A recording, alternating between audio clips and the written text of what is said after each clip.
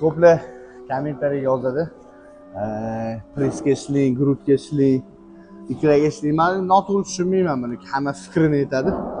No, kamchiliklarimni o'zim bilaman. Professional sport sifatida o'zim bilaman. Prosta aytganim, bitta men grud kamchiligim grud, masalan, grudimga ishlagan trenirovkamni, grudimni o'stirish uchun qilgan trenirovkamni ba'zi bir insonlar hayotida qilmagan narsani.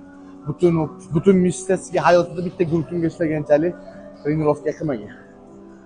Bu Xudo bergan genetikasi, qat'iy kamchilik bo'ladi. Muhimi o'sha narsani to'g'rilash. Xudo ham o'shaning uchun shu narsani kamchilik qilib beradi-yu, sizga hamma narsangizni shikarniy qilib berib qo'ysa, hamma bor chempion bo'ladi. Muhimi o'zingiz ustida ishlab o'sha kamchiliklarni to'g'rilash. Men xafa emasman kommentariyalar uchun. Prosta aytganim, kamchiliklarimni o'zim bilaman. To'g'rilashim kerak albatta. Harakat qilyapman. Xudo xolisi to'g'rilaymiz birga.